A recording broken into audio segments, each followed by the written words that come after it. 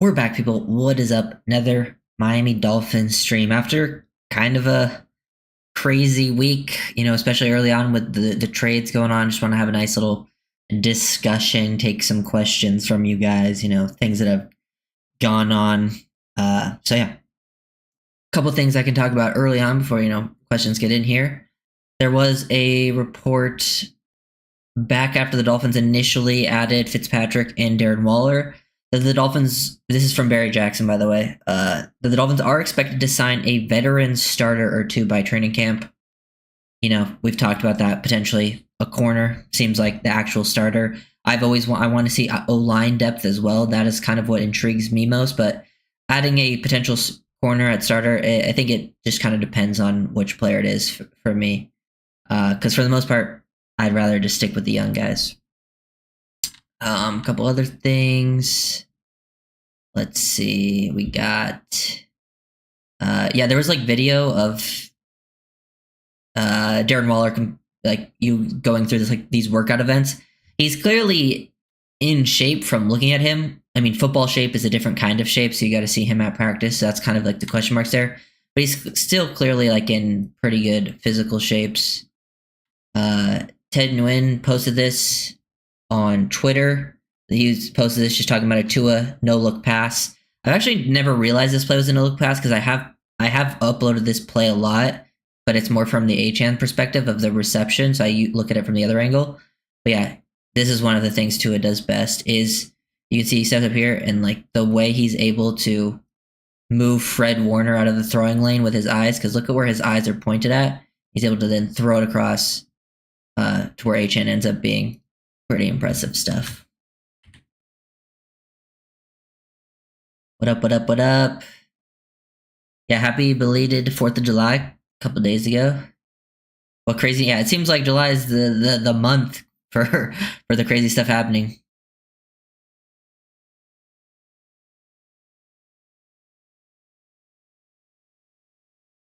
Hello, Sarah made the comment, yeah. I mean, yeah, that's pretty expected if this regime sort of fails again and Tua were to miss time, then yeah, you could definitely see a reset. But I think that's mostly what people are thinking. Tua did actually. I saw some people upset by this and some people surprised by it. But Tua being at 91, honestly, with him missing games last year, I wasn't expecting to be on the top 100 list. But overall, I don't know. I think the top 100 list is kind of a trolley list, to be honest. Probably show some Nick Westbrook-Ikhine film. Yeah, because I wanted to talk about replacing Jonnu a little bit in this stream, because I actually don't. I think Darren Waller will play that Jonnu type role, but I do think they are different players. Like they are both like big slot receivers, F tight ends, but Darren Waller is more of a field stretching, get open down the field type of tight end, while Jonnu definitely brought more from that yak perspective underneath stuff. And I actually think Malik Washington and players like Nick Westbrook-Ikhine will be guys that are more so replacing Jonnu's type of production. Here's just some clips that I remember I posted this on Twitter a while ago, but Nick Westbrook in the slot, he can even be more of a vertical threat out of the offense, and he's just a touchdown machine. I see him being like a pretty big red zone threat for Miami. Makes plays, love seeing that part of his game. Underneath stuff, like here's the yak ability that I think will intrigue is like this ability to get him the ball underneath. You can see some twitch to his game, some toughness. He actually, I think, is even a better blocker than what Jonnu was. And I think Malik falls in this category too, is where Malik Washington gets a lot of that underneath stuff, and is more known for his yak ability. Like Malik's even built kind of like a running back here, even as some Malik making an impact underneath. That was kind of where he was used a lot his rookie season. I think pretty much all of this is like that underneath stuff.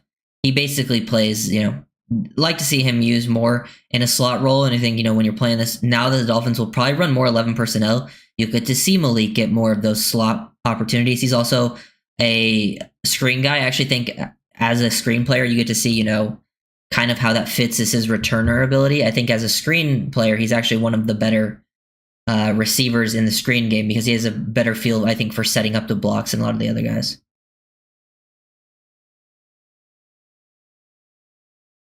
Waller is hit or miss. We could have drafted Arroyo from the U. When did Arroyo go? Because, I mean, I talked about Arroyo. I just don't think Arroyo was a fit for Miami Dolphins offense. Like, especially not that type of tight end. That's why they traded very little for Waller and like paid him very little, because I don't think they value that style of tight end that much. Because Waller and Arroyo are kind of similar stylistically. And I don't think Arroyo was the best fit. Honestly, I would have loved to have like a true wide tight end, but the Dolphins are not. Clearly don't value it as much as I think they should.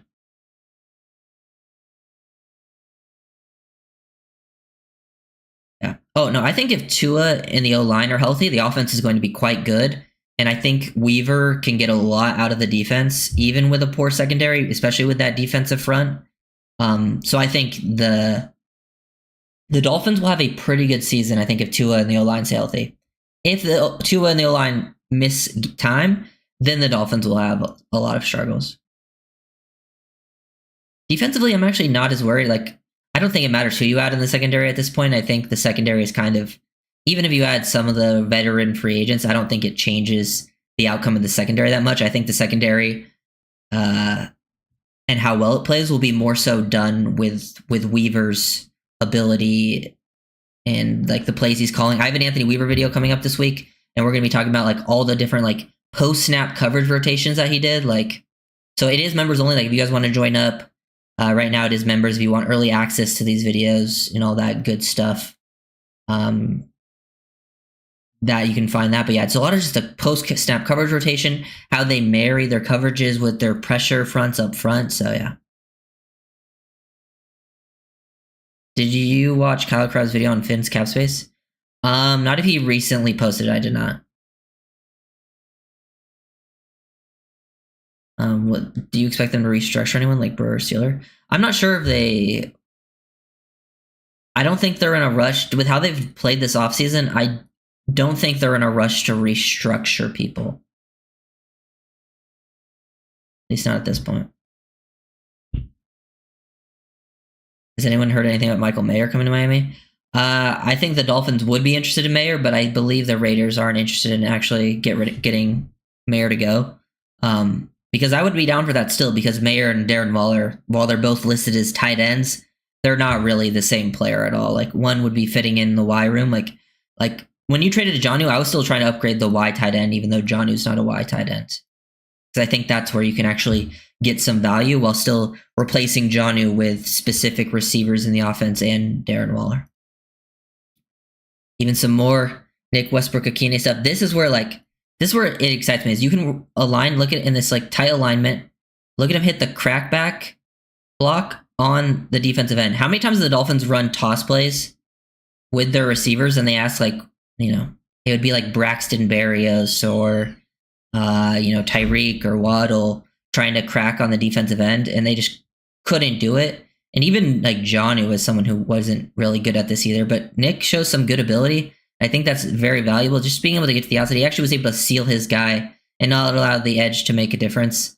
Definitely much better than what you would get out of the receivers at that spot last year.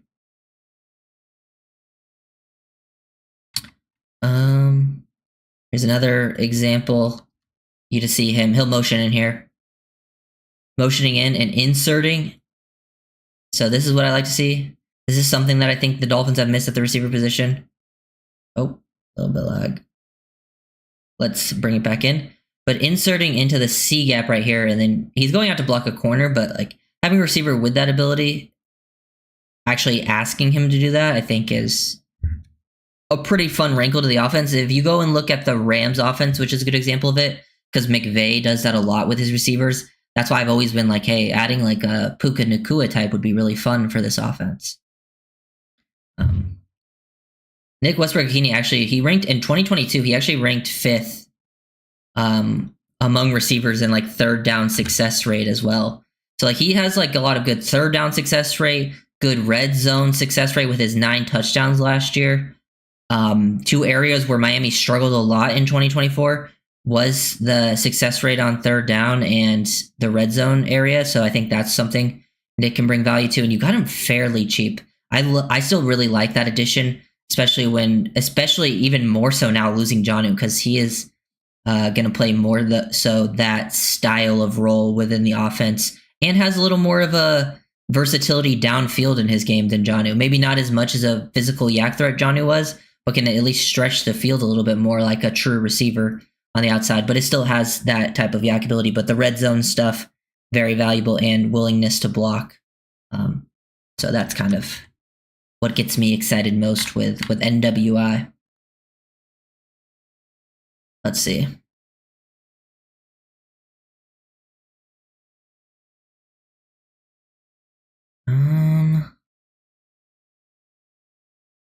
Yeah, no interest. If the final cuts were made today, who makes your tight end room? Probably. Honestly, I wouldn't be surprised if tight ends where they keep 4 potentially, and maybe you go 5 receivers because Waller's basically a receiver. And then it wouldn't surprise me if it was Julian Hill, Pharaoh Brown, and I'm gonna go Jalen Conyers over Tanner Connor.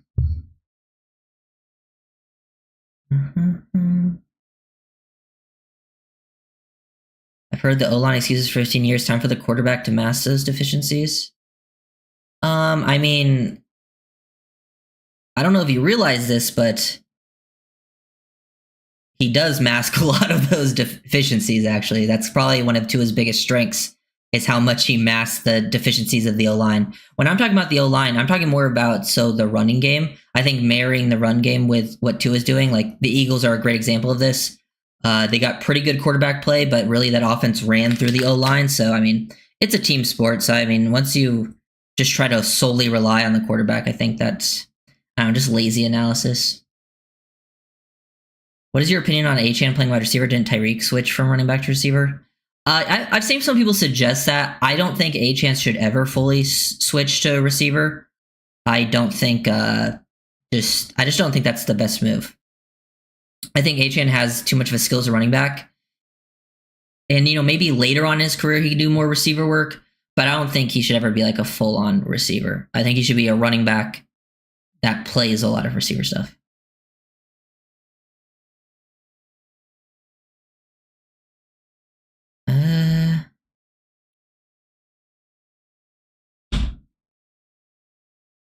What's up, Joe?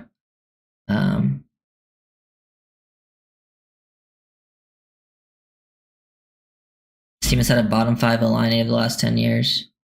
Yeah. Oh, look, it's my biggest fans that are in here. Let's see. I like Jonnu, but I think his contribution role has been overrated a bit. Over his career, he's been underwhelming. I think he'll return to the mean with the Steelers. I would agree with that, Alex. I mean, I don't want to diminish what Jonnu did because he clearly had a very solid year with Miami. But I do agree that a lot of his production is maybe a little bit overstated, especially when you consider I believe I think it was 23 touches. Don't quote me on that exactly, but it's around there. Came behind the line of scrimmage, and he's obviously good in those scenarios, but those are low value touches. I liked what Jonnu did for the offense, but I don't think you could afford to pay him what he got. And I do believe, good for Jonnu, get paid. You probably need it at this point in his career, being 30. This is probably your last chance to actually get a nice extension like that. So, I mean, I'm happy for him.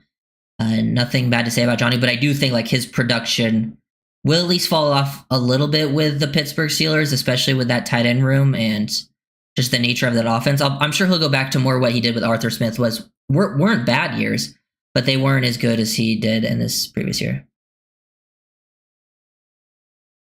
Just here for the elite QB takes. I mean, I didn't say anything that was that bad.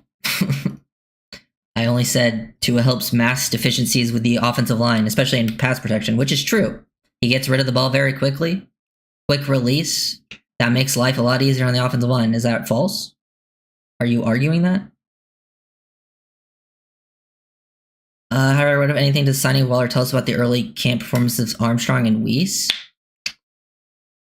I actually don't know if it tells us that much, Dundee. I think maybe if it was more of if Frank Smith wasn't Darren Waller's biggest fan, I think it might tell us more of that. But I think if Waller was willing to come back, I don't know if it would have mattered too much if those guys looked great or not, you know? Plus, it's still super early. I think it's hard for UDFA's draft picks to really show off too much in just minicamp. So I'm not super worried about that. I think Waller probably, if Waller was willing to come here, he probably would have, because it was the only place he was willing to play for because of the Frank Smith stuff. So I'm not really looking to it at this point. Can Tanner Connor play any Y? Would love for this team of the W, no. He's not a Y tight end. He just doesn't have the size. He is a willing blocker. He's actually surprisingly probably put his best film on tape at tight end, which is funny because he is a former receiver in college. I believe Idaho State is where he played. But it just hasn't worked out. I will give Tanner Connor credit because, like, if you look at UDFAs, like, he obviously hasn't worked out, but UDFAs majority of the time don't stick in the league for this long. So he has overperformed as a UDFA, sticking in the league for like 4 years now. So I'll give him credit for that. But I mean, obviously hasn't really made an impact that you would hope for. This Waller's doing his body. Yeah, I've seen some of that Elwood. He looks in shape. It's a different type of shape than football shape, but yeah, he looks in shape. So hopefully he can be ready. I know Minka isn't really involved in social media, but I would like to hear from Minka just to know that, like, he's excited to be back. But I'm sure the Dolphins wouldn't have traded it for him if, like, they knew. But yeah.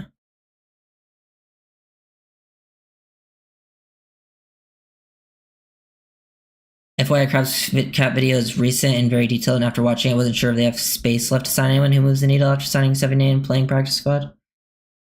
Yeah, I mean, I don't know. I personally don't really. I've talked about it. I don't really want to sign a corner. If they do sign a corner, I guess I would want Asante Samuel Jr. But I mean, they can make money if they really want to.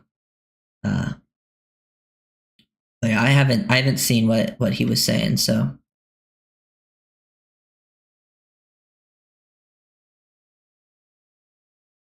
You mean the scheme masked the O-line and Tua's deficiencies? I mean, it masks some of Tua's deficiencies, but it also plays to his strengths, which is what you should do. Like, obviously, Tua has some deficiencies, but I mean, I'll sit here and tell you his strengths and his weaknesses. You will sit there and only say his weaknesses. That's the difference between you and I. Actually, I'm going to make a Tua video pretty soon. I pulled up good clips and bad clips, and it's gonna be. I haven't done a Tua video in a long time, but like I just wanted to make like the most realistic Tua video where like I talk about his biggest strengths, biggest weaknesses, things where like he elevates players around him, things where like he kind of needs to be elevated. So yeah. Any word on how Ollie Gordon looks so far? I remember hearing decently positive stuff from Ollie early on, but I think for running backs, it can be a little bit hard to like completely show out, especially no pads on and stuff like that.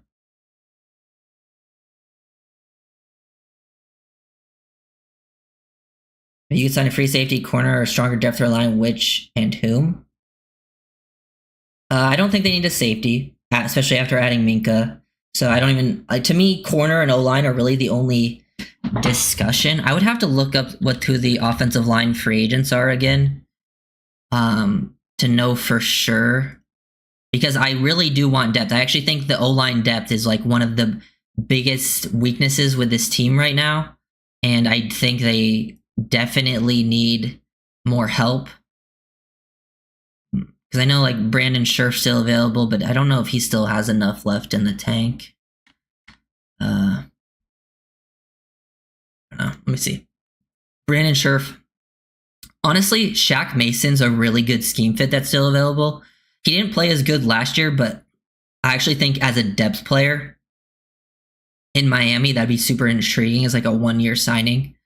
Will Hernandez is also another one, maybe Daniel Brunskill, 1-year type of thing. And then for corner, I feel like it just depends. For Asante Samuel Jr., I would like to see if the medicals check out and Asante Samuel Jr. is willing to take like an incentives-based deal. That would be the one that's most intriguing to me, because he is one that might actually make more than a 1-year impact because he is so young, being 25. Rasul Douglas worries me because I could see him being like a player that kind of falls off, like a Jordan Poyer type, and that worries me. Samuel, and if Samuel takes an incentives-based deal and he gets injured, then you're not as worried about. Then I actually think that's fine because like I want to see the young guys play. So if Samuel were to get injured, then you're not paying him too much because it's more incentives-based on like playing time and stuff. And then you get to still see the young guy. So he's not like a progress stopper in that way. But if he does work out, then you could potentially re-sign him for another year, that type of thing because he is still quite young. But I'm not super worried about that kind of stuff. Do we run more 3 safety sets with Minka? Yes. I think for sure. With how the defense is looking right now, and especially after watching film and how Weaver likes to rotate his coverages, yes, we are going to see more 3 safety sets. Especially with Minka, Melifonwu, those skill sets. Like, especially if your 3 safety set, say your 3 safety set early on is like Ashton Davis, Melifonwu, and Minka. The safety room's interesting now because you have 6 guys you probably want to keep on the roster.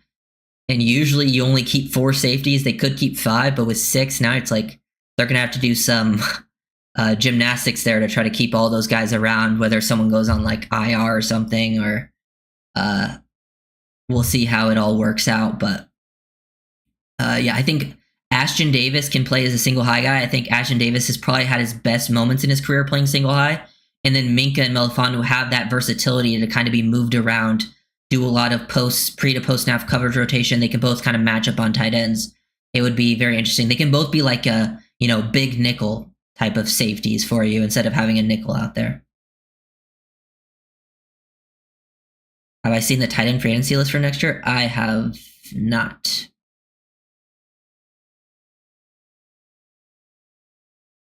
Minka. Oh yeah, Minka's going to be here for 2 years. I agree.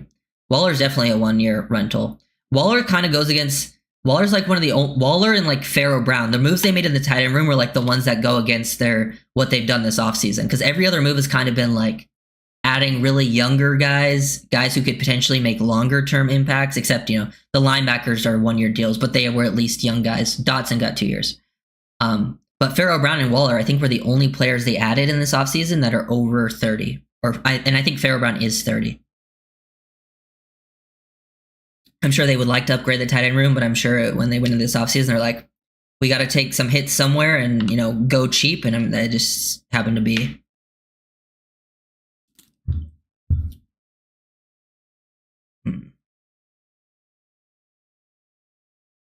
I don't think Weaver has been able to run the defense he wants because of the personnel limitation. Going and getting Minka and giving Weaver full offseason to get the guys he wants should be good. I think he got to run a lot of what he wanted, but I think he is going to run more man-to-man stuff this season. But after going back and doing this Weaver video that I just made recently, it definitely makes me feel better about him. With a lot of the pre to post snap coverage rotation stuff, I think it was really, especially in the Rams game, in the Texans game, where you actually went against 2 good teams. Obviously, you lost the Texans game, but the offense really struggled in that one. But the Rams game was like one of the cleanest games all season, I think, from like a full team perspective. And it was probably one of the best teams you played all season. And the defense held the Rams to 5 field goals because Stafford's really good. And they were able to just like make Stafford hold on to the ball for an extra half second, make an extra read because of all the ways they were able to rotate their coverages from post snap. Because they did a lot of inverted Tampa 2. They did like this cover 3 look where the 2 safeties actually come down and play as like the hook defenders. It was very interesting.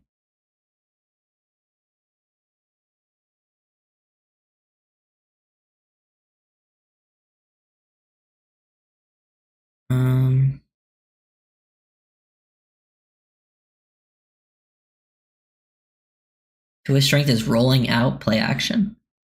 I don't really think. I actually hate when they roll him out on play action. I don't really like that style of offense. He's really good off play action, but I don't think rolling out is his strength. But yeah, any questions? I'm cool with making not posting on X. Oh yeah, for sure. I don't like social media posts from players for the most part either, but I would like to see.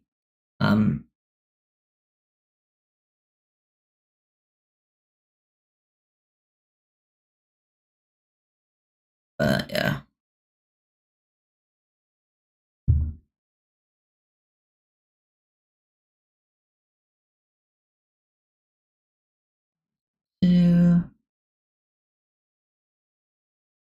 Lose a Ramsey, gain a Conyers. Oh yeah, true.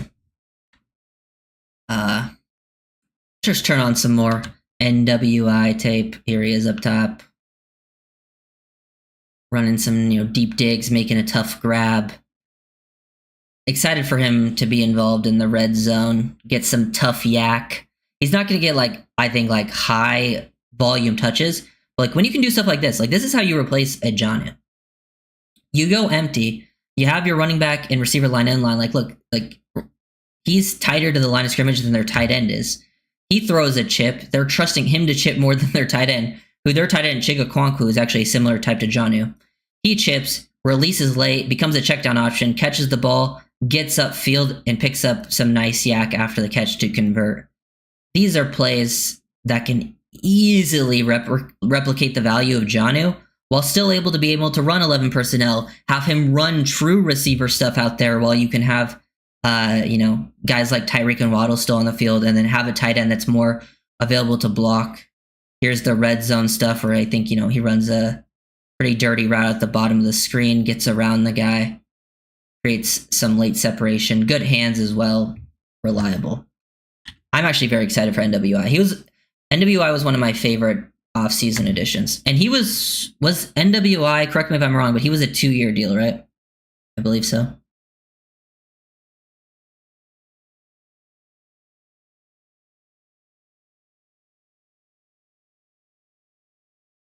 How do you think Greer survived for 20 years as GM? Well, he hasn't been the GM for 20 years. But he has survived longer than pretty much most should. Single biggest positional need? I mean, corner is your weakest as starters. But honestly, I'm going to say wide tight end.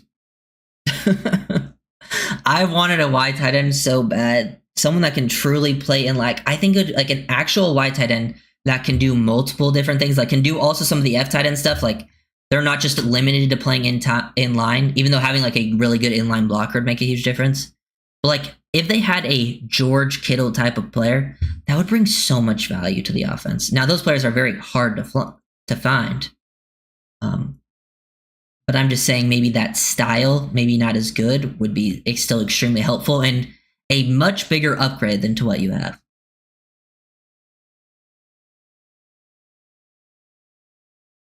Yeah, it's not bad. I just knew that. I mean, I don't know. I would have to think about why he survived so long. Maybe he's got dirt on Ross. Because how long has he been GM for now? Actually the GM? Because I know he started as the GM, but Tannenbaum was in charge for a bit. What is it Is it 6 years now? Why is nobody comparing Minka to Javon? I think I talked about Minka and Javon in one of my videos about how there actually are some similarities between the players, but I think Minka has more versatility in his tool belt. Javon's obviously younger.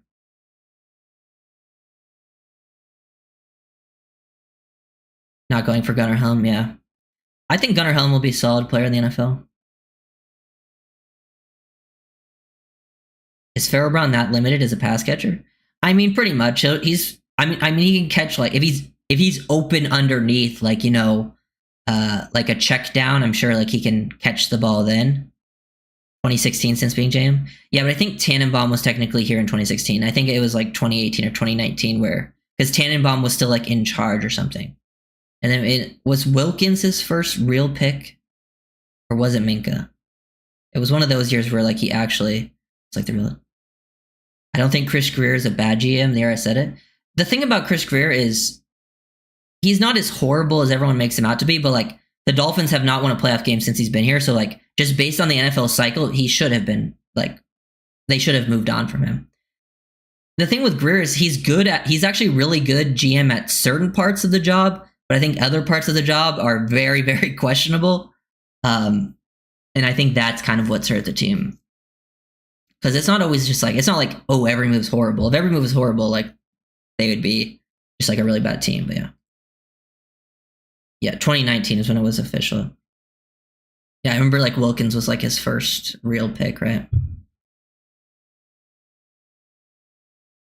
Would you take a gamble on X? No. I don't want Xavier Howard on this team ever again.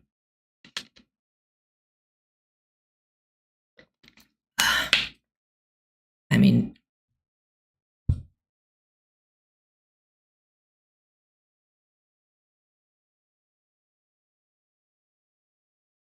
uh, 2016 he drafted. That was the Laramie Tunsil year. 2017 was Harris. If you're going based on 2016, his first two picks were actually quite good. Laramie Tunsil and Xavier Howard. Now, yes, the Charles Harris pick. Don't get me started. I hate Charles Harris. Or I hated that pick. I don't hate Charles Harris. I'm sure he's a good guy. Chris Greer is good at trades and can find the occasional gem in small deal contracts. He's good. Yeah, I think he can find value definitely in those contracts. But I think I think overall roster construction, and maybe I think it's less about the players he adds and more about where he puts the value on certain positions and maybe what he's ignored. That has been like his biggest downfall. Just gets frustrating always being the middle of the pack type of team. Oh yeah, it's pretty much been my life as a Dolphins fan, all of our lives. To be fair, I don't really care what Armando Salguero has to say. I think the culture has changed with new GM fresh start. Oh yeah, if this season is a fail, like they don't win the playoff game or whatever, then yeah, I do think they should move on. I mean, I already think they should have, but yeah. I think this should be the last year. Like they really have to prove something this year. Obviously, they're not going to win the Super Bowl, but he don't build through the draft. I think there was a time he liked to build through the draft, like that, obviously like that 2020, 2021 era where we had a lot of draft picks. But I actually do think the biggest downfall of this team right now is 2022 and 2023. The Dolphins had no draft picks. They tried to go all in and it just didn't work. Like they made the Tyreek Hill, the Jalen Ramsey, the Bradley Chubb trade. And then in 2022 and 2023, you have 4 picks in each draft. And now if you look at this team, I think the Dolphins have the least amount of money spent on rookie contracts. And I think that's a poor way of building your team, especially in the long run. The season started today. Who are the secondary? I mean, Kohu will be one of your corners. I think Storm Duck will be one. Now if their starting group is 3 safeties, I think it will be Melifonwu, Minka, Nash, and Davis. But if they go 3 corners and that's like your starting group, I think it'll be Melifonwu and Minka. And then I think the corners will be Kohu, Storm Duck, and I'm going to guess a veteran who's not on the team right now. X Howard was not a first rounder. I know that, but I'm saying 2016. Ryder, you have it completely wrong. 26. No, I don't. I can tell you without a doubt, without even looking it up, that I know 2016 was Laramie Tunsil, and his second round pick was Xavier Howard. 2017 is Charles Harris. I remember that. 2018 is Minka Fitzpatrick. 2019 was Christian Wilkins. 2020 was Tua, Austin Jackson, and Noah Igbinoghene. 2021 was Jalen Waddle, Jalen Phillips. I'm not even looking this up either. 2022, they didn't have a first round pick. That was, 2022 and 2023, they didn't have a first round pick. 2024 was Chop. 2025 was obviously Kenneth Grant. 2015 was Devontae Parker. 2014, was that Jawan James? 2013 was Deion Jordan. Yeah. 2012 was Ryan Tannehill. The draft's my life. I'm going to hate to see Chop develop and get traded away. I'm not too worried about that. I think Chop has the right attitude and wants to be here, and I don't think he looks to trade players away unless they don't want to be here.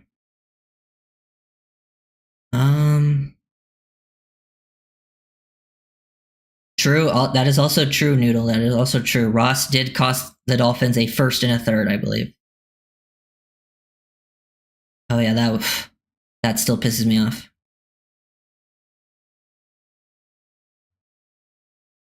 That was sad times.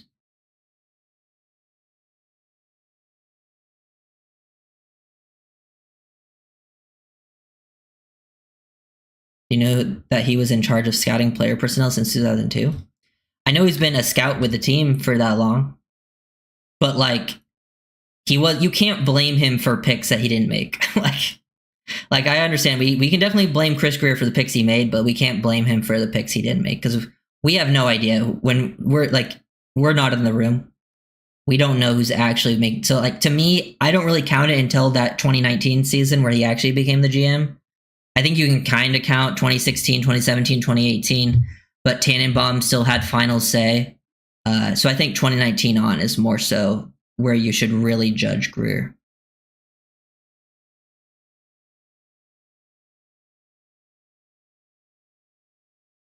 If Tua gets hurt again this season is the time we draft a new QB, I think we should. But oh yeah, I think I think he has to stay healthy this season for sure. I think even if he does stay healthy, you should still be looking. I don't think you should ever stop looking for a quarterback like in the draft, especially I think these next 2 seasons, the draft should be pretty good at quarterback. It's just like this year there was there was nobody in the draft that was in like a potential upgrade over Tua, in my opinion. Like the only one in this draft I think that could be better than Tua is obviously Cam Ward, and he went first overall. Everyone else I was not a fan of, and I don't think the Dolphins were looking at that either because like it was probably just a waste of a pick if they took QB this year. But I think next year it becomes more likely, but we'll see. It's all about how this season plays out. It's still so far away. So you're not blaming him for scouting Deion Jordan or Jonathan Martin? I mean, did he make those picks? Did we don't know if he was pro. We can't say. We weren't in the room. Unless we were in the room and heard Chris Greer being like standing on the table being like, we should take Deion Jordan here. I don't know. I can't blame him for those. He didn't make those picks. When does preseason start? We're probably around a month out, I think. It's usually around early August, like August 9th, 10th type shit. So we're gonna have training camp start in a couple of weeks, which we'll start streaming a lot during training camp. And then preseason gets to where we really get to.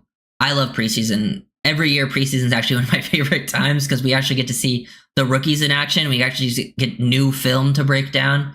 And actually, usually my YouTube's pretty active during preseason, even more so than sometimes the regular season, which is funny.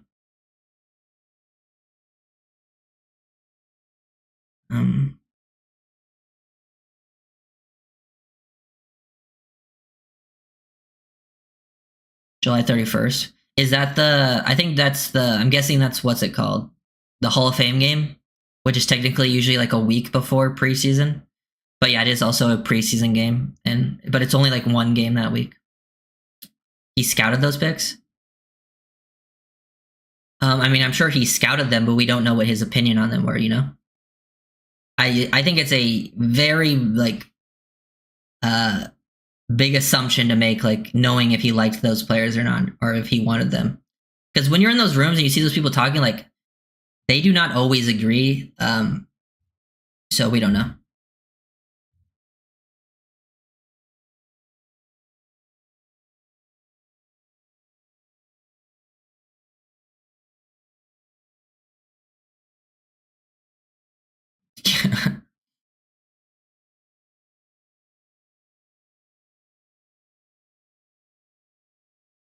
I like Ryder. He's just a little misled.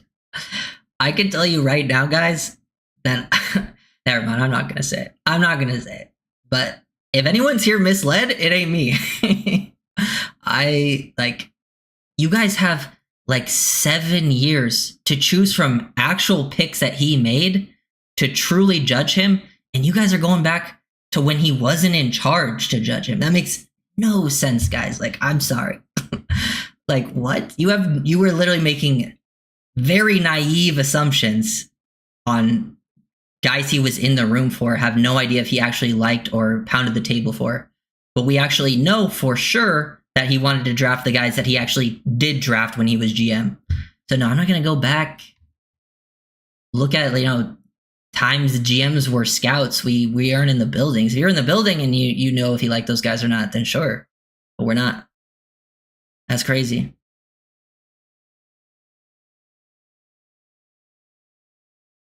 I'm excited for this season, especially if our D-line is healthy. Oh yeah, I agree. I think we want new culture and management. Oh yeah, that's totally fine. I want that too. Like, I think the Dolphins should have already moved on from Greer. I'm not here to defend Greer. I just think it's crazy to go back and use draft picks that he didn't even draft. We just making crazy assumptions. I still want to see you break down hits and misses you've had over the years. I mean, I could do it off the top of my head. 2017 was probably my best season of hits and misses that I remember because I really didn't want Charles Harris. I was very anti-Charles Harris. And my favorite players in that draft were Patrick Mahomes, Alvin Kamara, and Budda Baker, who have obviously all been very good. So those are probably some of my biggest hits. Terry McLaurin was a big hit of mine. I had McLaurin as a first rounder. He went in the third. Biggest misses, probably Josh Allen. Was probably my biggest miss, the quarterback for the Bills. I was not a fan of Josh Allen. And he obviously has turned out to be pretty damn good. That draft, that draft, I was a big fan of Lamar. I definitely hit on Lamar. I would have taken Lamar before any QB in that draft. But I missed on Josh Allen. I was mostly right on like Baker and Darnold. I thought, Baker would be solid. Thought Darnold was all right. Didn't like Josh Rosen. But yeah, was definitely right about Lamar, but was really wrong on Josh Allen.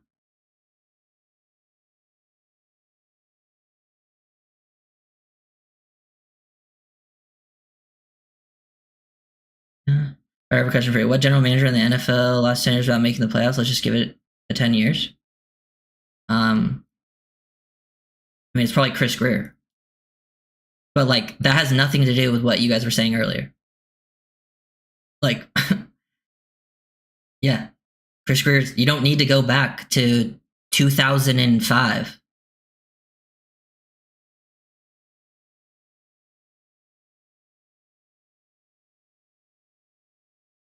Dun, dun, dun, dun. You think Tannenbaum was picking based on his own scouting? I mean, a lot of GMs pick based on their own stuff. Yes, they do listen to scouts, obviously, and they take those things into considerations. But at the end of the day, they are the ones with the final decisions. And if we are not in the room, we don't know who he listened to. We don't know on those situations. So it's just big time speculation that, I mean, you can think whatever you want. But at the end of the day, you don't know. I don't know if he actually was pro or negative on those decisions. But what we do know is he did make the picks from 2019 to now. Like 100%. Those were his picks. Maybe some of them he listened to his coaches. But at the end of the day, he was still the one with the final decision. So that's where I go to judge Chris Greer, not back to a time when we picked Jonathan Martin.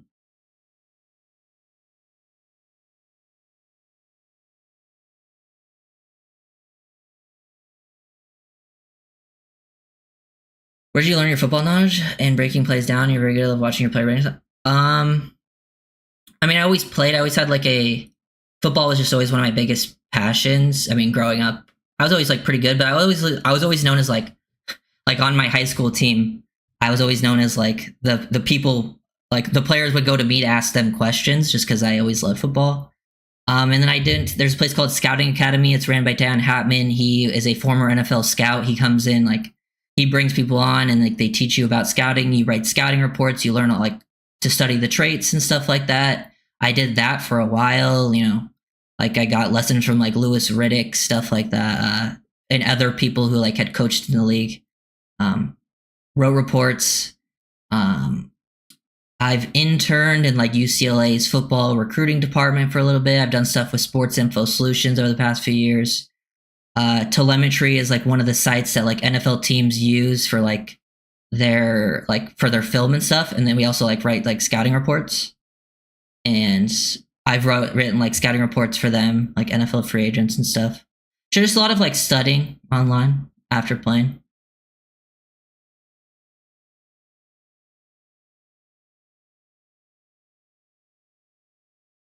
Ryder, you're pretty much saying that the unicorn line was built by Jeff Ireland and not Chris Greer. You do know that, right? I don't know when I said that at all. I just said we don't know. But hey, you can hear what you want to hear.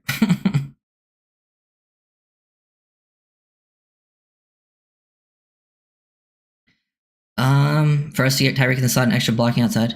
Yeah, Waller definitely has that like X type ability. He's, I mean, he's not going to give you too much blocking out there, but he is someone that you can isolate more so in like a one-on-one position as a receiver. Louis Reddick is out on Tua. I don't think he said that. He's definitely concerned about his health, which is fair. You should do a video on how you do a scouting report. Yeah, I thought about that. I thought about like doing like how-to videos, like how to scout this position, and then like showing like what NFL teams use, like what traits they value and stuff like that, the way they grade things differently.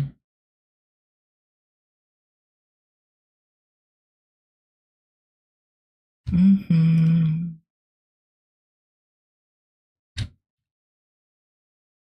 Dun, dun, dun, dun.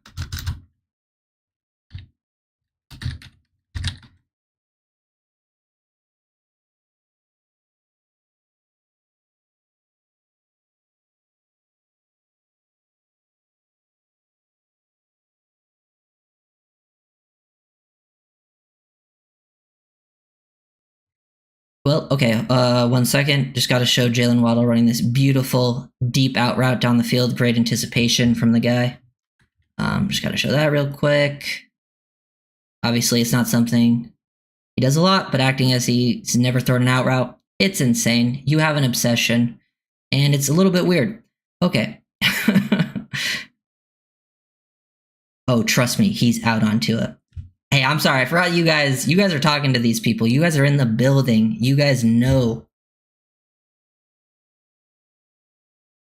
Concerned about his health, implying people aren't concerned about his play. This is a take I hate to hear the most. I mean, I'm making this to a video, and I'm gonna go into just his play. I'm gonna go over the positives, the negatives. Obviously, there's some like he's not a perfect player. There's definitely concerns with play that come, into play as well. But right now, I mean, I don't think it's crazy to say that health is definitely his biggest concern.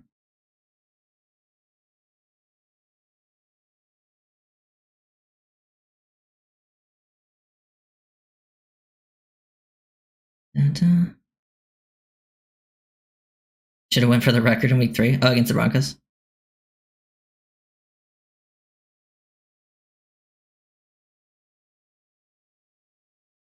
Why does Tua struggle with good teams? I know it's a team game, but it's his nerves or what? I don't know if he necessarily struggles with good teams. I think it's more so there's certain defensive coordinators that do a really good job stopping our offense. And it's not always that, like, sometimes we play not necessarily the greatest teams. We play really good defenses. Into it has a good game. And then sometimes we play teams with average defenses, but they're overall a good team. And then we struggle. Just think we get outmatched in those games. But I think it really depends. I have to get specific with those because there's so many narratives with Miami that sometimes it changes up. Because sometimes it's like on the road, good teams, cold weather, and then sometimes those games always align, and it's like, hey, is it actually us struggling against good teams? Is it us struggling on the road, the weather, or whatever?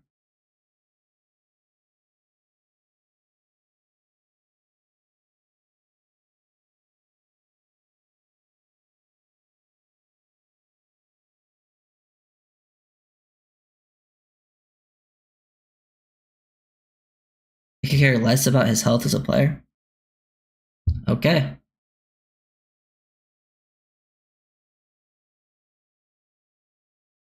Why do you think? I'm sorry, but you'll never catch me watching that show. I'm sorry. It ain't for me.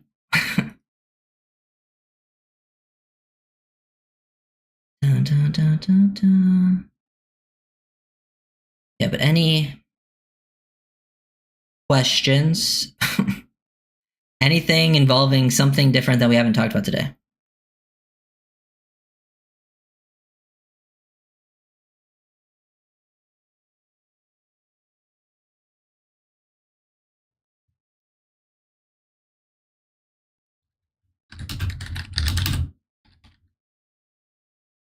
Does Grayson Murphy make the roster? It's a good question. Now it is tough with it being before training camp, but I'm gonna lean towards yes right now with how things are working out.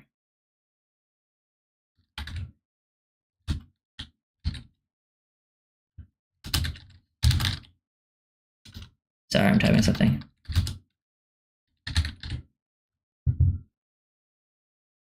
Dumb question, are we rebuilding again if bad season? I mean, if it's a bad season, I mean, it might be like a soft rebuild. I don't know if they're going to like truly go into like a crazy rebuild. Oh, God. I mean, they're already on like a soft reset this offseason anyways.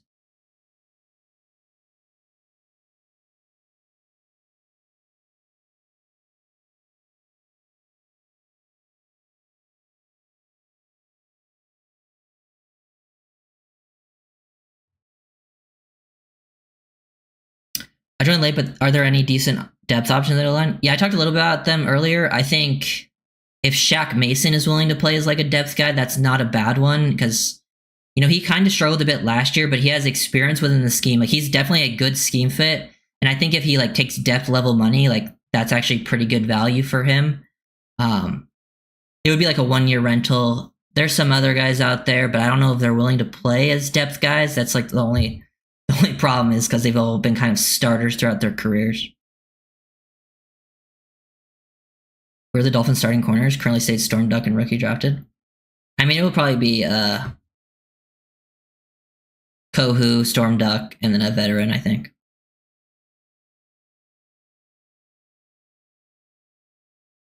Does Zeke Biggers? I think he has a good chance, but I actually wouldn't be surprised if Biggers actually starts on the practice squad.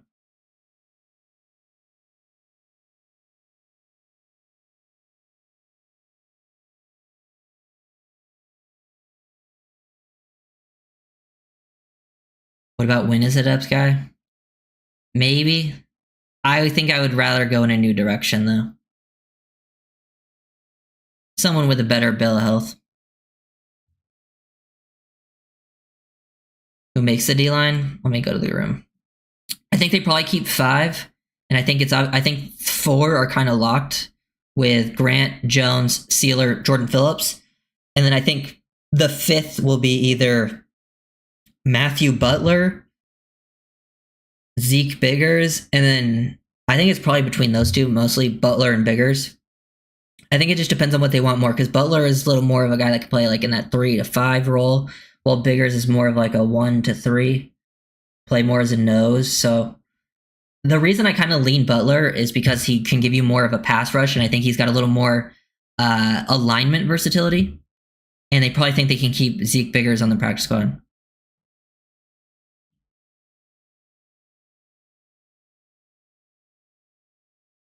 Really like Ethan Bonner? Do you think he'll take the next? I hope so. I actually think out of the young guys that have played, I think Bonner has had the most like upside shown on film out of like the young guys that have like played a little bit.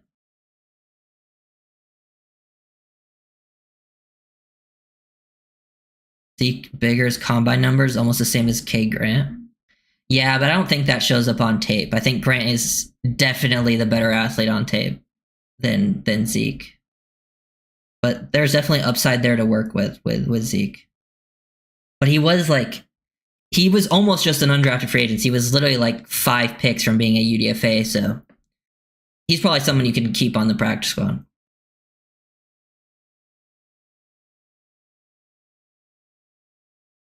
You think Iffy plays a nickel? I think if they do 3 safety sets, Iffy will play as a nickel. And that means Kohu would play outside. But I think it'll be a rotation. Like I think if they have 3 corners on the field, then Kohu will be in the slot a lot. But I think if they go in like those 3 safety looks, then yeah, you'll have I think you'll have Kohu on the outside. Bonner over Duck? For me, probably. But for the Dolphins, I don't think they see it that way. Do you have a surprise cut you could see this year? Let me look at the roster. A surprise cut? I'm trying to think. Who would be a surprise that I think is actually a chance of being cut?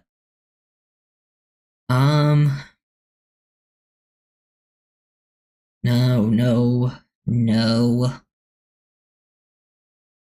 Who would be a surprise cut? I don't know if any of these people would be surprises. Would Darren Waller count as a surprise cut? I don't think he'll get cut, but I think there's a possibility. I don't know. I'm looking at the roster. I don't think any of the people that I think will make it are going to get like surprise cut. And the people that I think are 50-50, I don't think it would be surprises. Surprise cut Mo Camara. Okay, if that's a surprise, then yeah, I think that's a possibility. Just based on the edge room, he could potentially be cut. But also, I think if he does get cut, he could easily be on the practice squad and then get elevated up and then stay on the roster. Like, that's the thing with like the NFL nowadays. Is like if someone doesn't initially make their roster, they can easily still stick around on the team and be here next year. And honestly, even see playing time.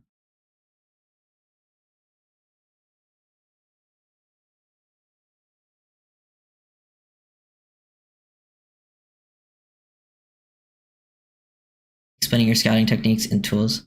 I really need to do that. I have it written down. I just don't know when's like, I guess this would be a decent time to do it, or I could do it before the draft next year. Just trying to like, because maybe I'll do it, I don't know, because I've started watching some of the 2026 NFL draft, and I've changed up some of the ways I've done it, like some of my process. Maybe I can just do streams where like how to scout certain positions. And not Herm Kamara's name at all. I mean, yeah, he's a 5th round going into his 2nd year. Personally, I like to give guys 3 years.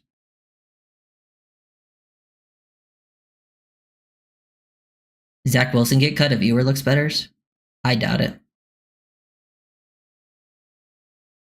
Grayson Murphy makes roster over Kamara. I think there's a decent chance it happens. Or they could just keep both and cut like a Quentin Bell. That's also a possibility. Because I think they might be able to think they could keep someone on the practice squad. It probably, the person that gets cut is probably the person they think they can keep on the practice squad. Might be a draw to your members videos. Oh yeah, I could just keep those members only. Cam Smith on hot seat? Oh yeah, for sure. Cam Smith is definitely on the hot seat. They've always kept 3 QBs, or as of recently? Well, last year I think they only started with 2. And then they kept 3 after the injuries.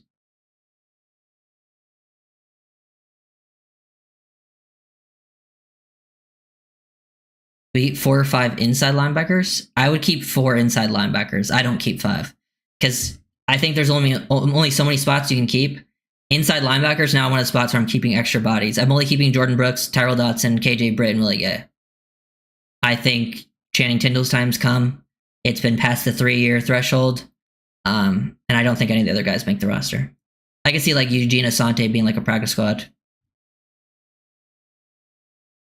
Last year, I think they only started with Tua and Skylar Thompson.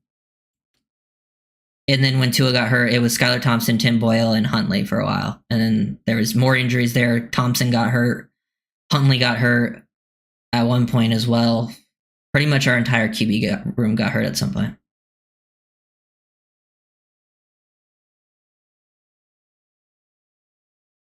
Who's your favorite podcast for Dolphins besides yours? I would say the other people I've listened to are Reason, Inside the NFL, and Kyle Krabs, Locked On Dolphins. They're probably, I don't listen to a ton to people anymore, but those are probably some of the people I've listened to. When I have time. Tua cut? No. Bring back Teddy. Teddy's done.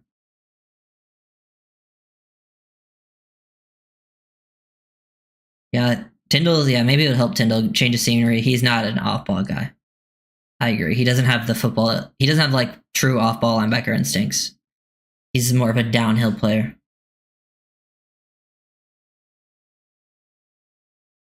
Need to broaden your horizons? You're listening to propaganda podcasts? I don't think so, Cat for Life. I think you're the one listening to propaganda podcasts, but hey, that's just my opinion. I like to listen to people that I think actually are like pretty smart. Like and actually have like genuine football knowledge. Glad you didn't say Travis Wingfield. Well, Travis Wingfield, I don't listen to his podcast, but I do think, like, out of like the beat writers, he's probably the one with the most football knowledge. Like, he actually knows how to watch film.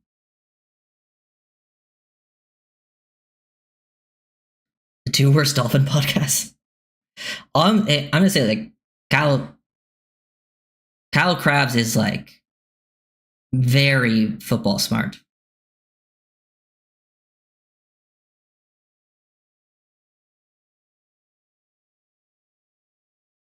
Why is Jake Bailey still here?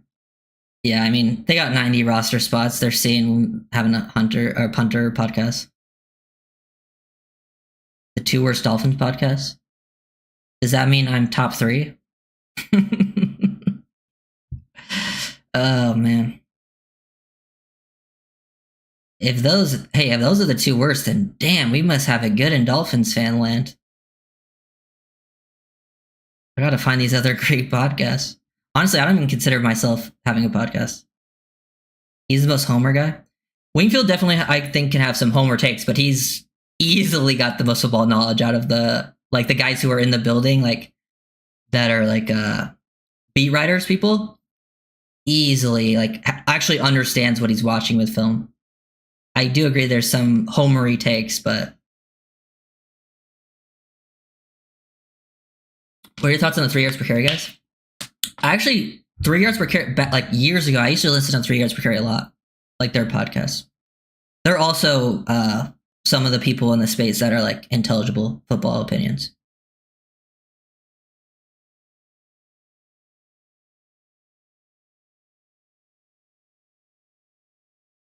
Trust me, man. You're not showing me any anyways.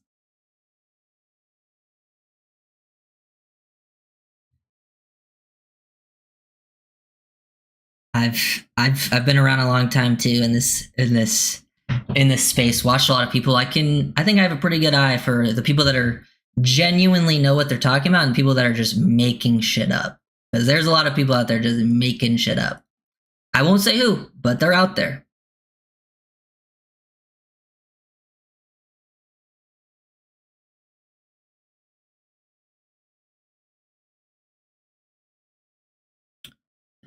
Doug. I like Doug too. I don't really. I don't watch much of Doug stuff, but Doug seems like a good guy.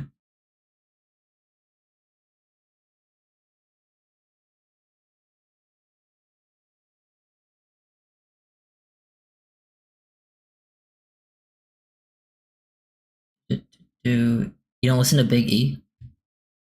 I mean, I know who he is on Twitter. He seems like a good guy. Reason might be a little too egotistical for me.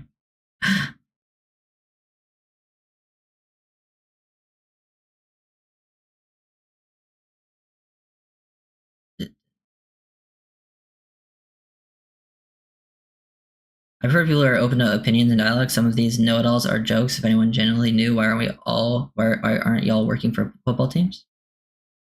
Well, are you including me in that conversation? I mean, I'm open to like opinions and dialogues. I have a lot of good dialogue with people in my chat. Yeah, I like Eric as well. Eric is a football coach. He definitely knows what he's talking about, especially when it comes to O-line.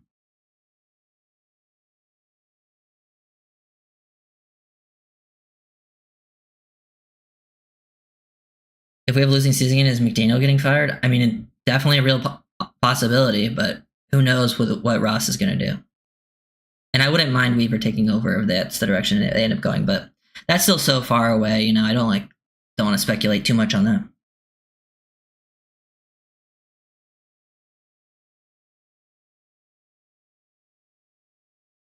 I thought it was 15 drops, man. You got to stop letting AI do your research for you. Because the AI was wrong.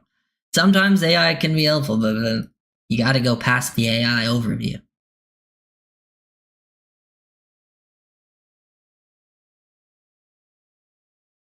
You include yourself in the know-it-all part? I mean, definitely don't know everything. I think that's like a lot of the points I've been making is like, because I think you were one of the people I was arguing with about knowing or like judging Greer for the, what's it called stuff, like with his scouting, being a part of the scouting department for that long. But like that's my point. My point is we don't know. We're like really speculating about something that we don't know. Like I don't know if Greer, how involved Greer was in those decisions, you know? I actually think I'm one of the best at saying like I don't know. Because there's a lot of stuff I don't know. I think football knowledge wise, like yeah, I know more than the average person because I spend a lot of my time studying it. But like when it comes to like stuff like that, like I don't know. Like I know there's the things we do know. And when Greer was GM, we know the picks that he made. Before he was GM, we don't know. But yeah. Calling a kid who can't throw an out the left arm of God is your ideal football knowledge?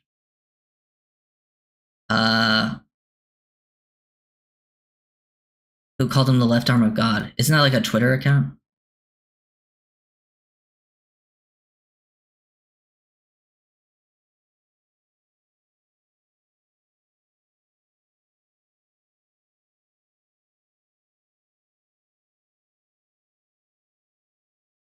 I think we can beat the Bills this year. Realistically, Bills have playoff teams at home, an easy schedule, in my opinion.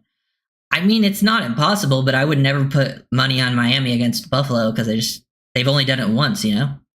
I mean, last year they had a chance. The second game, the Dolphins could have easily won that game. Like, they had a real chance to win that game in Buffalo. They actually played it pretty well, and they still lost.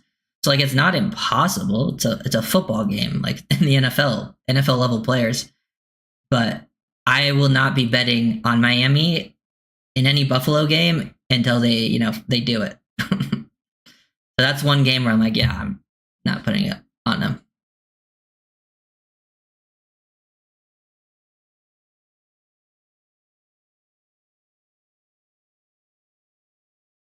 I know the results of this team since the end of the building. Hey, maybe you know everything, man. Good on ya. You know when they drafted Deion Jordan? I'm going to blame Chris Greer for that because why not? He was in the building.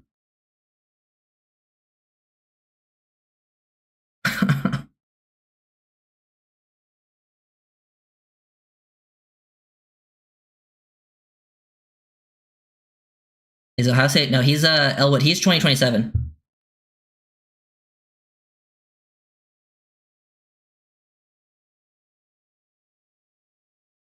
Was that the Poyer penalty game? Yeah, that was the Poyer penalty. That was Raheem had the fumble, which hurt us because we could have taken the lead that drive, but Mostert fumbled around midfield. And then, yeah, they won on like a 61-yard field goal. Jalen Wright going to get 100 plus carries, yes or no? Hold on, let me think about the math. How many? Let me see what. Hold on. I want to see what Mostert had last year, carries wise.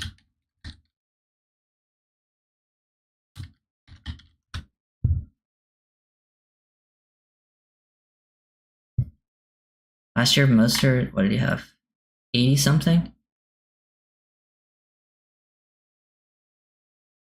Yeah, he had 85.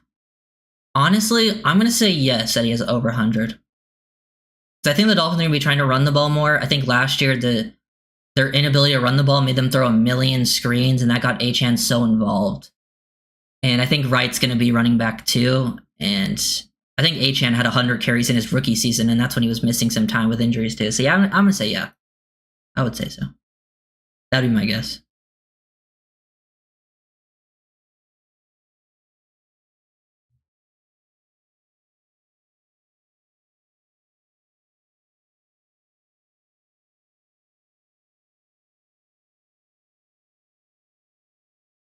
Dun, dun, dun, dun.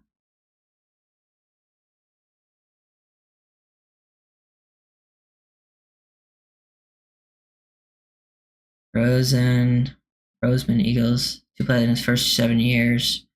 Both wildcard won the Super Bowl in his 8th season with his 4th head coach and 5th start, maybe moving on. I mean, there's a lot of different ways to go about things. You think McDaniel will coach better this year? I think that probably depends on the health of your quarterback and O-line. I think offensively, he's obviously good mind. I think you're more concerned about potential culture stuff, which Hey, as we talked about, if we're not in the building, it's very impossible to know what's going on.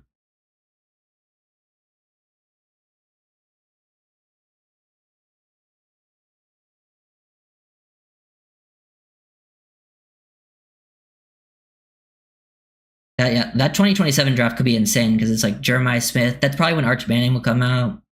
Ryan Williams. Yeah. I think next year's class has actually got a really good defensive class, and then 2027 is supposed to have like the really good offensive class. But a lot can change in 2 years.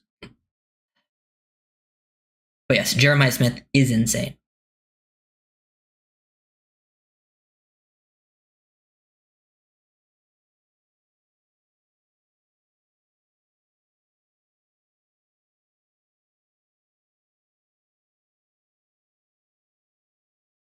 And yeah, I think, I made a video on Achan's one of the best receiving backs in the league. I don't think he'll ever full on. I've seen some people ask if he'll full on become a receiver. I don't think that will ever be the case. He's got too good of a running back skill set, but yes, he's going to get a lot of receiving work from the backfield in the slot, even out wide. We've seen that. There's that one play where he catches the ball. I actually can probably find it because it was posted. Yeah. Ted posted this football film analysis. This was the Achan out wide, catching a deep dig, like 20 yards down the field. Like, this is a running back running receiver routes, catching the ball above the frame, about to be hit too. Like, not normal for running backs to make those plays, man.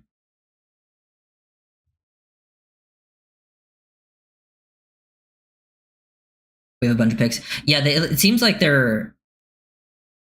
I also want to think like the 2027 thing too, because every pick so far that's we were involved in has been a 2027 thing, right? Like because they got a pick in the Waller trade, they gave away a 2026, got back a 2027, and then the trade in the Minka and Jonnu stuff, they got a 2027 fifth.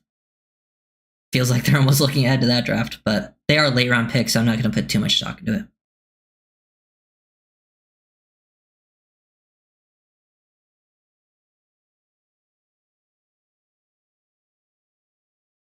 Will our special teams be special? I mean, I have no idea. I don't claim to be a special teams expert. I think it's tough to predict special teams. Obviously, Jason Sanders actually had a pretty good year last year, especially during that month.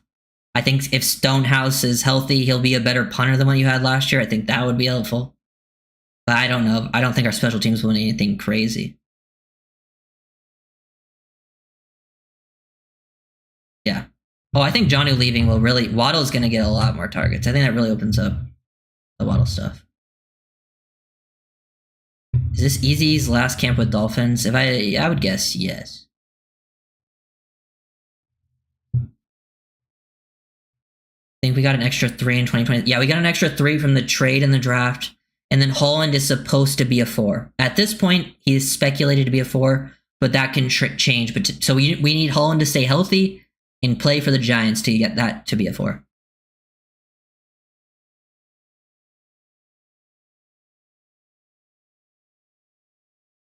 Yeah. I'm not too worried about the starting offensive line. I think of the offensive line starting wise, I think they'll be good, especially in this system. With Tua, like the question marks I might have for them in another system in pass protection might be worrying, but I'm not that worried with how the Dolphins run their offense. And I think the starting group can get the job done as run blockers. But I think the O-line where I get more concerns is like once you start getting into the depth, maybe if you have 4 of the 5 starters, I think they could definitely be sufficient. But man, similarly to the 2023 group, like the 2023 group really fell off once they had like 3 of 5 starters. 2 of 5 starters, they were really bad. Yeah. That's why depth is like a huge concern on the O-line.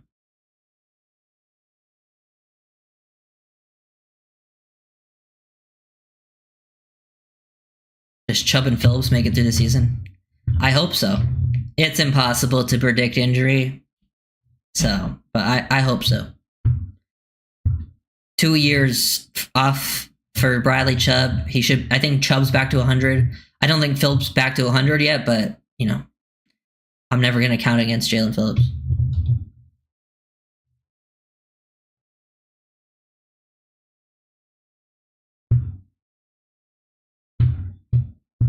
Yeah. I hope I don't have to watch Liam anymore. Hopefully. If the Dolphins O-line could actually stay healthy. That's a big reason Buffalo has been so good. Like, obviously, they have really good, QB play and all that, but, like, their O-line has stayed, like, 5 starters healthy, like, full season now for a while. It's crazy. That type of consistency is so helpful.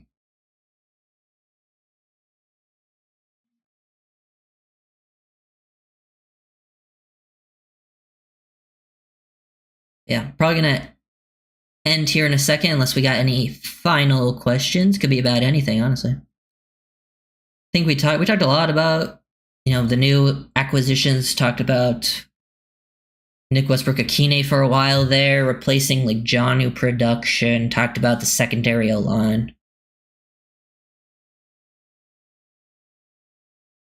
I swear Tua looked a little hefty this year. I actually think you're thinking of 2023. 2024 was probably the lightest he'd been in a while. What about Isaiah Wynn? I mean, if they re-signed Isaiah Wynn, I wouldn't be like mad about it, but it's not something I'm really looking for. Thoughts on McDaniel's play calling? I think there's certain things that, like, there's definitely games I've had problems with his play calling, but I think sometimes fans have been a little harsh on him. Like, people like get really mad about the screen stuff, and trust me, like, I hate running all the screens. But I think that was less to do than McDaniel just being like, oh, I want to run screens, and more to do like they couldn't run the ball. I think that was more of a personnel problem. But yeah, there's definitely, I think play design is where McDaniel's really good. And then, like, I think it's more situational play calling McDaniel needs to be better at. It's like short yardage situational definitely needs to be better. But like overall, it could definitely be a lot worse. The Dolphins have had way worse play callers in Miami. Like, you don't have the number 1 rated offense one season and are like a bad play caller. But like, he definitely needs to improve in certain areas situationally. What do you think? When do you think they're gonna wear? Welcome to the Rider. Hey, appreciate that, GSFin77 joining up, membership, early access to some of the videos and other fun perks. Ah, the meatloaf. Who's your favorite superhero? Oh God, I don't know. That's tough. Favorite superhero. My favorite character in like the MCU is Rocket, the raccoon. Does that count?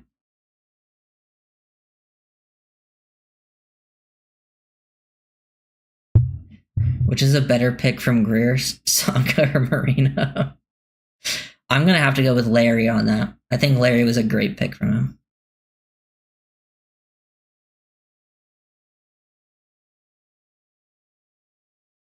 Lamar Jackson. Lamar's a stud.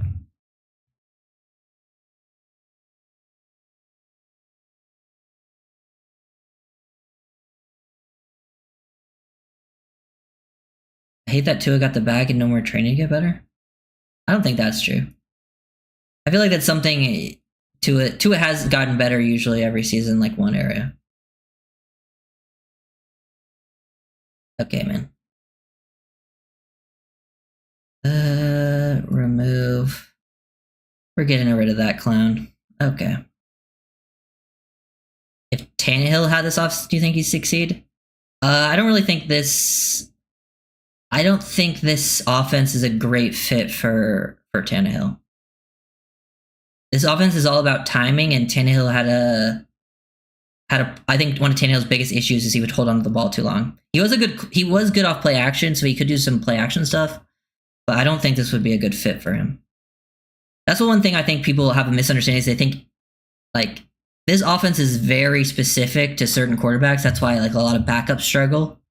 But like there's only a handful of QBs in the league that run this type of offense well, and it's like, the Tuas, the Purdy's, CJ Stroud's got a good run of this type of offense.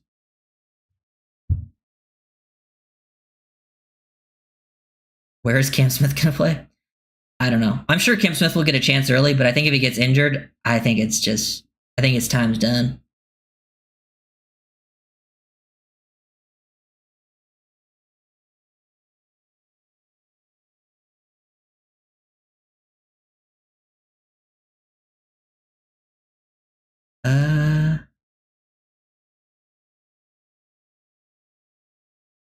Yeah. Matt Kurt Russell, it's pretty cool.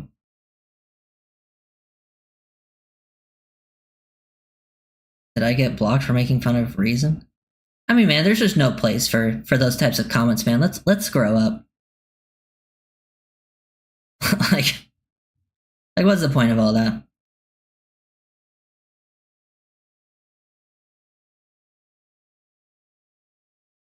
Real quick, what have we heard on Keon Smith go about this far? I mean, I don't think we've heard anything on Keon Smith thus far. But Greer did mention Keon Smith as end of the year presser, so I think that's a good sign for him sticking around.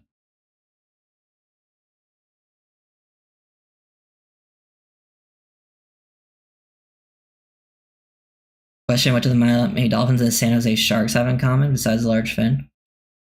I'm guessing, is that the hockey team that Chris Greer brother is the GM of? I don't follow hockey though, so. Soft, dude. Hey, call it soft, but you're the one on the internet going around and trying to talk shit. I bet you're soft as shit in real life. Like, no one's afraid of you, man. Like, soft, dude. You're the one complaining about getting blocked on the internet. Like, you're the soft one, man. Dun, dun, dun, dun, dun.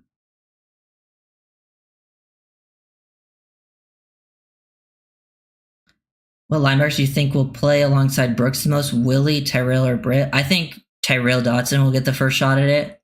They all have very different skill sets. I'm going to say Dodson, and I think Gay will be like the third linebacker, and then Britt will play in like obvious rush or obvious run down situations.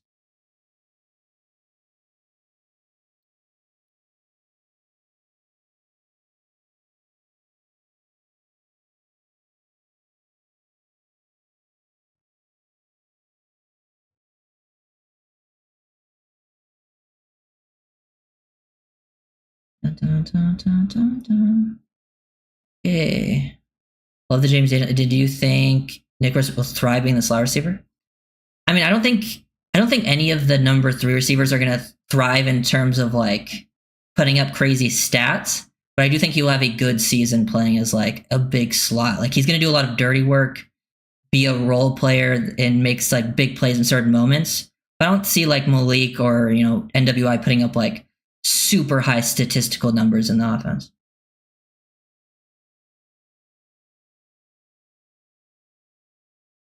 I appreciate that, David.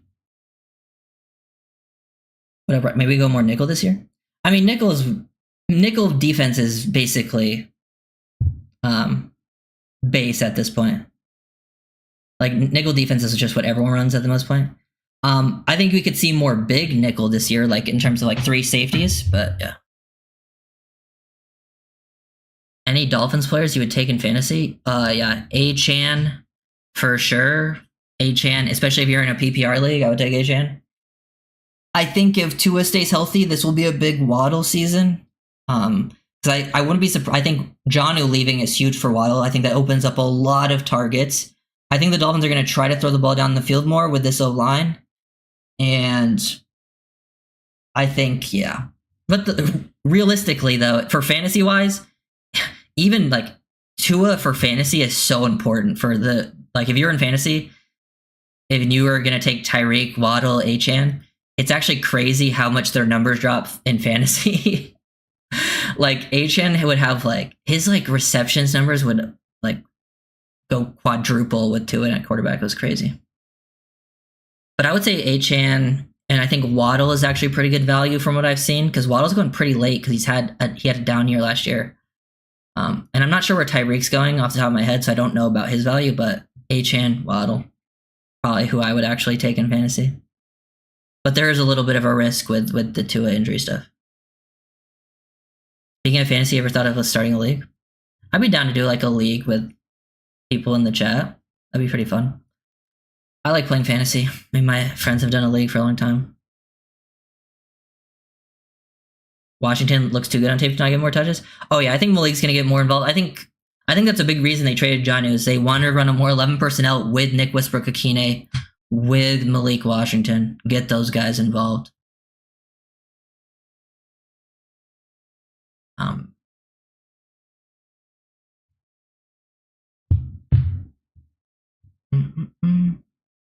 Which safety do you think would ideally play more often close to the box in big nickel? I would think if they were in big nickel with 3 safeties, I think you would have like Ashton Davis deep. Also, Minka could do that, but I think you would move Minka and Melifonwu like closer to the line. They're pretty comfortable. Even the rookie safeties are actually very. If the rookie safeties ever played, they would be good near the line too. But Melifonwu can do it. Minka's very comfortable doing that.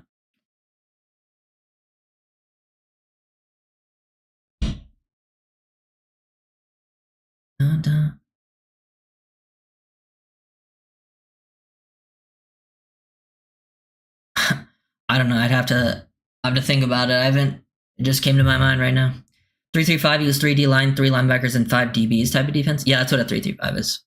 But in 3-3-5s, because sometimes you'll have 3D line, 3 linebackers, but one of the linebackers will be off the edge, and I wouldn't really call that like what. That's not what people necessarily mean when they say 3-3-5. But yeah, 4-2-5, 3-3-5. I mean, it just depends on your alignment.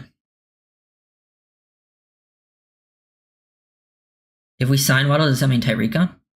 I mean, we've already signed Waddle. Waddle's here till like 2029 or something. Why do you think we haven't been able to have a reliable wide receiver 3 in this offense when it's really obvious we need more production from a third wide receiver?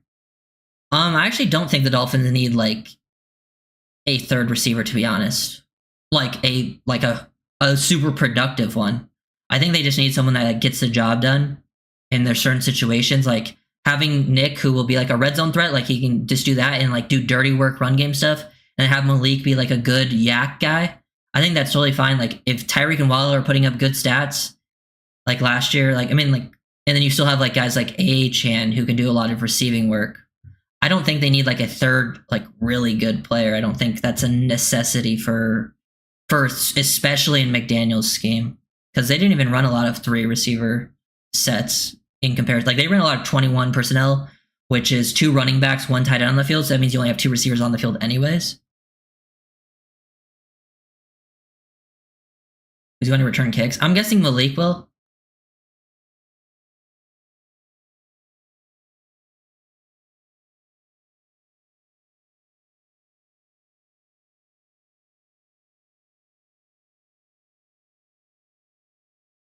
Yeah, Smith better hire Tanya Harding to go visit Marshall. Oh man. Bust some kneecaps.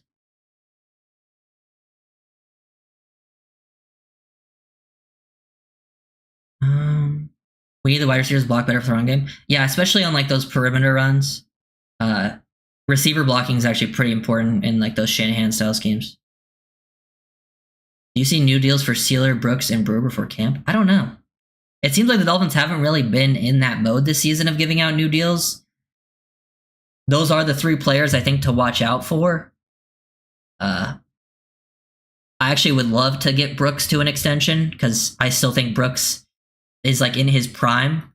And I do think Sealer deserves an extension as well, but he is on at least the older side, so I don't know if I want to give him too much just in terms of being smart with your cap space, but I don't know. I don't know if we'll see how it plays out, but Brooks would be the most intriguing to me. I don't think they'll do all 3 though.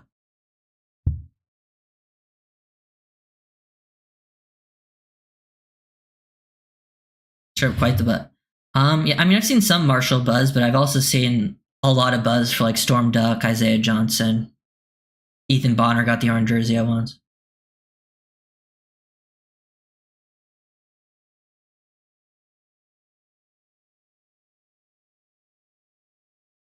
I mean, Sealer's still under contract for, I think, this season and next season, right?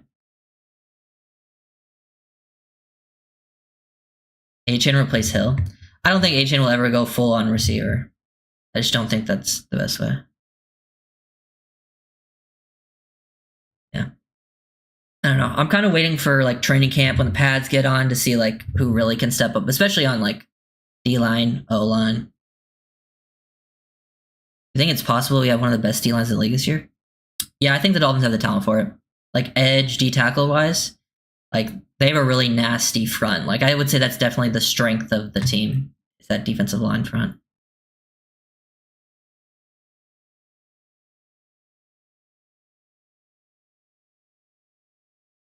Raheem said it best, play like a Pro Bowler. Nah, I don't roll with Raheem on that one. I'm not going to lie. I think that was actually, I quite disagreed with Raheem because Raheem got an extension and a pay raise and he followed it up with a bad season. I mean, it's the NFL, man. You had a good season. You followed up with a bad one. You lost us 2 games with fumbling. You weren't really gaining too much yard-wise. Achane was the better player and they cut you. And you were a 32, 33-year-old running back. I mean, I think Green got treated pretty good in Miami. I think if he wasn't in Miami, he would have never had that career.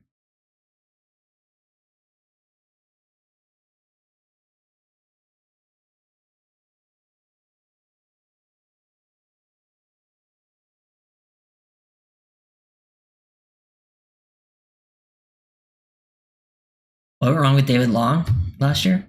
I mean, he definitely regressed, but I also think the Weaver scheme just didn't fit him as well. Long always struggled in coverage. Like that was never the strength of his game. And I think he just got asked to do a lot and he just couldn't hang on to it. And then also he definitely regressed at run defense wise. Like I don't think him and Jordan Brooks had good chemistry. If you go back to that week 1 game versus Jacksonville, like him and Brooks were not on the same page when it came to like fitting versus the run. So that also could have played into it. Next year's draft priority, F/Y, tight end, wide receiver, maybe D-line. We don't need keep 92 or somewhere else. I'm not super worried about D-line. They draft a lot of young guys. I think Sealer still will be here. Tight end will always be that priority until we actually fix it. I think receiver will come a priority for sure because I think they'll move on from Tyreek. Corner will be a priority for sure. Like corner will probably be the biggest priority unless like multiple young guys step up and play like actually like a really good level. What else will be a priority? There could be some other ones. Maybe your second linebacker spot, depending on one of these guys stepping up. Safety, maybe, because a lot of your safeties are on 1-year contracts.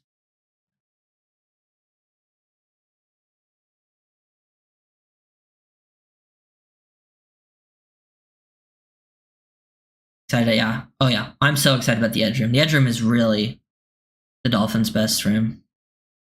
Do Chop's numbers decline if JP and Chubb stay healthy? I don't know, because I don't think they'll decline because Chop didn't really kick it on until the second half of last season, and that's where he really started putting up numbers. Like, he didn't have his first sack until the second Bills game, which is like halfway through the year. So I think his numbers will stay pretty good, especially because you'll be able to keep fresh in a 3-man rotation of like actual good players. I think his pressure rate and win rate will be pretty good. I think his sacks will be pretty consistent as well. I'm very high on Chop. Chop's one of the players I am least worried about on the team. Can't see Greer picking corner early. I mean, I could. He's done it before. I mean, I don't even know. Greer might not even be here, though. You know? And next year's corner class is good. Like, early on, the next year's corner class is good. Ramad McCoy, Avion Terrell. Good players at top. There's some other ones there as well.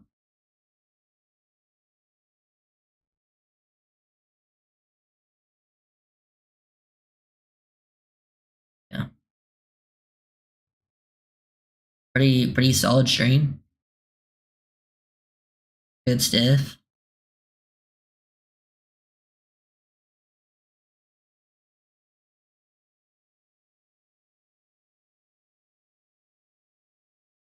Any thoughts to replace Ramsey? I mean, they kind of replaced Ramsey with Minka in terms of like versatility signings. Like, I don't think they're going to truly, I mean, they're not going to truly replace Ramsey at this point in the offseason. Could see them signing Asante Samuel Jr. or Rasul Douglas. Maybe there's a trade option out there somewhere, but they're not going to like full on replace Ramsey. I think they're just going to rely on the young guys a lot, honestly.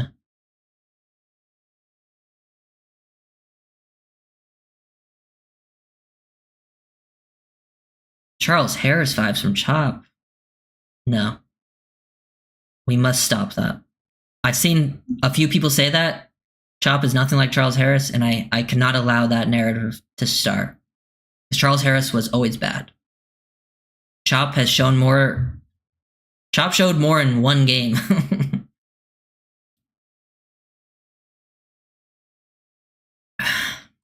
But next year they'll need a corner or a tight end safety. They'll need a lot of positions next year, honestly.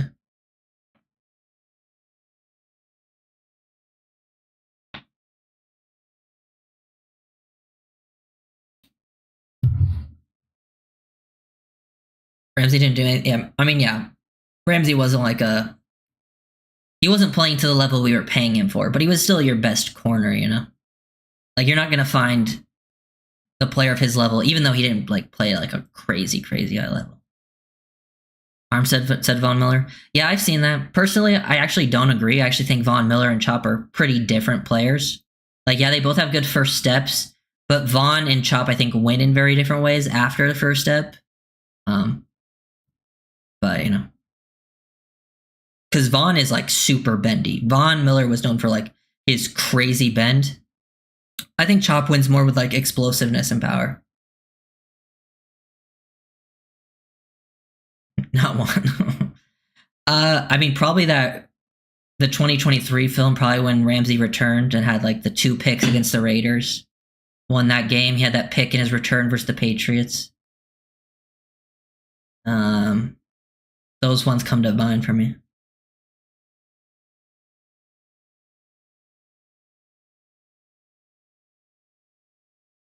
Yeah, Ramsey and DK being on the same team is funny because they used to go at it back in the Rams Seahawks days. Yeah. I feel like this is a long stream. But yeah, I'm probably gonna end it. Been going for a while. Thank you guys for watching. I will see you guys next time. Keep an eye out for all, videos, some breakdowns, all that good stuff. Leave a like, comment, all that good stuff I always forget to say in my videos. Join up as a member. See you guys next time.